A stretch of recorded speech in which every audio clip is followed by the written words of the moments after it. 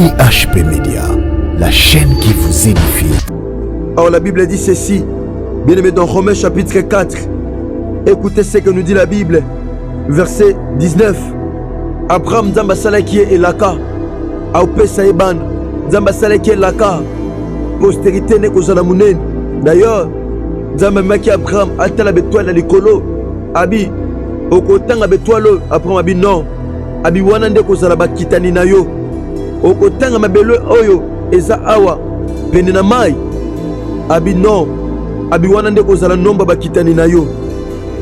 Mutu akotanga bango zate ba okome belé, mais salanga confiance. Le col Abraham a salaki nzambe confiance. Écoutez Romains chapitre 4 verset 19. Et sans faiblir dans la foi, Abraham a lembaki te na kondima. Ataka zwaki nanu mwana te na Sarah. Atako age pusanaki. Beneme selon batu menopause ekoki. Ya na kati ya Bible mo menopause ezate. Menopause wana batu ba olobango. Ba médecin de batu ba olobango.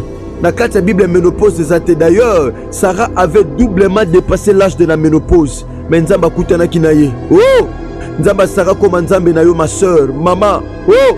Nzamba Sarah comme Nzambe no na tongwa lelo pendant que je prêche. Oh mon papa, mon frère, que le Dieu d'Abraham devienne aussi ton Dieu ce matin. Nzamba Abraham na tongwa lelo comme Nzambe na yo. Nzambe Abraham comme Nzambe no mon frère, papa. Nzamba Sarah comme Nzambe na yo, ma soeur. Nzamba Abraham azala Nzambe na yo. Abom alembaki te na kondima. Alembaki te. Et sans faiblir dans la foi, ne considéra point que son corps était déjà usé. Oh! Abom atalaki te ke si anuni. Atalaki te ke makasi si esili. Sarah atalaki te ke tolo si elembi. Atalaki te ke yaya nzoto si elembi. Atalaki nyonso wana te, alembaki te na kondima. Ata nzoto si ebebi, bilaka nekufaka te. Ata nzoto si ekei, bilaka ekufaka te. Ata na kati ya kimobange oyo komi akosala. Je parle à quelqu'un ce matin. Akotiko bongo te, akotiko te ne lambana ya soni, akotiko te na maneti wana ya soni, akotika ote bien dans le Seigneur. Yenda zana kishe longolaka soni, yenda zana kishe longolaka humiliation. Yenazana kishe longo la stérilité. Oh! Yesu Masia Nazareth. Nzamba solo pe abomoy. Nzambe abikamwa pe elonga. IHP Média, la chaîne qui vous édifie.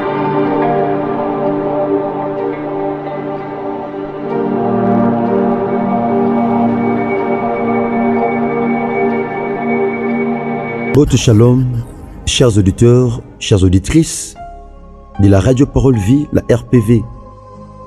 La radio chrétienne, il y a un seul objectif de prêcher la bonne nouvelle du royaume. Prêcher Jésus-Christ de Nazareth, le seul Dieu, l'unique grand vainqueur du Golgotha. C'est lui qui est passé de la mort à la vie. Bienvenue dans le Seigneur, apôtre Paul Azoloba. Na Timothée, mon fils, que l'occasion soit favorable ou pas, prêche la parole. Nous prêchons la parole de Dieu. Na circonstance nyoso. Totea sangomalamu ya Yesu Christ wa Nazareth nzamba solo pe abomoy. Merci papa, merci maman. Na attention bo pesa biso tongo nyonso.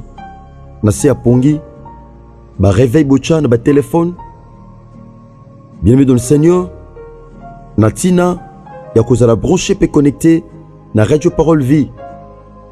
Bocha ka ba crédit na bino, ba méga, ba giga. Na tina ko raté ata mon côté. Yamaté Anabiso, il y a Radio Parole Vie. Merci papa, merci maman. Ndoko comme pasteur évangéliste. Natina ko partager émission à Radio Parole Vie. Bien aimé, émission où ils ont un objectif moko. Ya ko tali so liloba, pour na sima liloba na ya ozo abomoy. Or la vie est en Jésus-Christ de Nazareth parce que c'est lui, comme il a dit dans Jean chapitre 14 verset 6, je suis le chemin, la vérité et la vie. Yende azali nzela, azali solo, pe azali bomoy. Bien-aimé dans le Seigneur, pour l'instant, maman likam tozolo bela, otobandaki wuta mokolo ya mardi par la grâce de Dieu. Oezali, ne perds pas l'espoir. Kubungisa elikate. Parce que notre rémunération, bien-aimé dans le Seigneur, Ils ont des peines le lingue tout ça qu'on lit qui pas une nzambe. Or la Bible dit, celui qui persévérera jusqu'à la fin sera sauvé. Donc mutua ko garder kondima, mutua ko garder espoir. Ate pe batu baza ko bois ki sa kondima. Ate pe batu bazo lemba. Ate pe batu bazo ndimate. Mais mutua zo garder foi na ye. Kati na Yesu Masi à Nazareth. Mutua bongo azaka décité. David azoloba, tous ceux qui espèrent en l'Éternel ne seront jamais confondus. Mais ceux-là qui seront confondus, qui seront infidèles sans cause, bangonde, vous allez confondu. Mais vous allez jamais confondu, bien aimé de le Seigneur. Il y a thème que les alliés ne perdent pas l'espoir. Kobungi se likete, ezana batobele viezaka mo mobulu. Mais batele lanzambe, lelo bazobeta lisolo mususu na vie. Yaya, ozotala problème na yo, yango zotika la problème. Ozotala eloko ezotungiso wana, yango ezoko konyoko la vie na yo. Mais ngana ebiso na tongo lelo, mona plus solution. Muto azotala problème, mona problème munene. Eza bilo muso na vino mona munene parce que otala ngona pembeni. Mais plus ozako s'éloigner ne loko ezotungisa yo o réaliser. Okoma komona umuke eza lokola aigle so azana se amona ntaba munene aigle so azana se amona pigeon munene aigle so azana se amona libata munene mais plus azomata plus eloko ezaki munene na se ezokoma muke. C'est ça la vision de l'aigle. C'est ça bien aimé. Biloko ebele ozomona ngo grave parce que otala ngo na pembeni. Maladeno ebo makabato mo nango grave parce que hôtel ngo na pembeni. Musala wano ba ankamda na kozwa musala anana muto brancher ngate o mo nango grave. Yaya po hôtel ngo na pembeni. Pusa no musika na yango. Et ko permettre au mo nango mukie. Pe olonga yango mon frère, ma soeur, maman, papa. Yesu Masi Nazareth te recommander moment o epai na yo Seigneur. Tika molimo mo santu. Matia oyo to bondeli yo. Et la moussa kondima na biso pe kolisa yango afin que Christ to simba o ezaba posa mitema na biso to bondeli yo mo santo a Israël tata esepelisa mokano na yo lola efongwama po ete bolamu na yo tata eza na biso elongo na kombo na Yesu Kristo ya Nazareth nde to bondeli pe tolobi amen. Bien-aimé dans le Seigneur, t'aimes tozolobe les alliés, ne perds pas l'espoir. Tout le temps dans le livre Luc chapitre 5, tout le monde qui comment Pierre a échoué qui. Maintenant, on écoute un Christ. Christ a orienté qui est. Et puis, qui Pierre avance en plein eau et jetez vos filets pour pêcher. Bo poussa na mojindo. Pe bo bois kamoniama. Po na bo loba bambisi. Pierre a rappelé que Christ est échec. Bien aimé. Abi Seigneur, nous avons travaillé. Ngana ba serviteur nanga. Nous avons travaillé toute la nuit sans rien prendre. Yaya, au travail peming, au sali peming. Aime ce sala sans fidélité. Aime ce travailler sans la foi. Mais si Pierre dit, j'ai travaillé toute la nuit, n'a joué l'autre côté, n'a bénéficié de l'autre côté. Abi, mets sur ta parole, je jetterai les filets. En d'autres termes, Pierre voulait dire, échec on a joué qui? Pour na travailler qui ngamoko na ba disciple nanga na ba serviteur sans yo et pas ngana échoué qui yozo tinda ngana zonga kuna Seigneur ngana ozonga non sala ndongo tindinga na sala mais sachez-le très bien ceux qui n'a échoué les sous échec wana et ils allont relever na charge nangate mais cet échec sera relevé à ta charge parce que c'est toi qui m'envoie, c'est toi qui me dis de jeter le filet là où moi j'ai échoué. Donc ceux qui n'ont échoué, échec wana kozala ngai Pierre te. Et ozala yo Yesu Masi à Nazareth parce que ngasi n'échoua ki nanga. Mais le kola yo tindinga na obwak. Rabbi Seigneur, nous avons travaillé toute la nuit sans rien prendre. Mais sur ta parole, je jetterai les filets. Likola o yo lobi. Nde nazo bwaka moniama. Écoutez ceci. L'ayant jeté à boire qui filet, il prit une grande quantité de poissons et leur filet s'est rompé. Pourquoi? À cela qui confiance c'est pas une nzambe. Filet pasuki. Filet vino ko pasuka parce que tout si maluba Christ. Fila vino kotonda na bambisi. Aïe aïe aïe.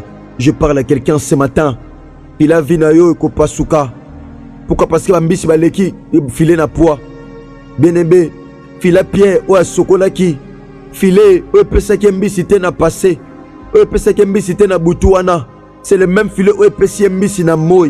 Ko boka filet te ou ezen ko pesa mbisi na butu. Ya chango soin et ko pesa mbisi na moi. Bien-aimé, ou simba te na passé, c'est possible na présent simba. Ou décevant na passé, c'est possible na présent et honoré yo. Nazo sa papa moko. Nazo bisa maman moko. Nazo bisa ndeko moko. Ozo branché na ngonga oyo. Ozo landanga bien-aimé dans le Seigneur. Et simba quitté, oui, et simba quitté. Cette fois-ci, Ozo simba bien-aimé dans le Seigneur. Et ko simba bien-aimé. Azo qui quantité ambitieux belé. Alors la Bible dit ceci. Bien-aimé dans Romains chapitre 4. Écoutez ce que nous dit la Bible. Verset 19. Abraham Zamba Salaki et Laka.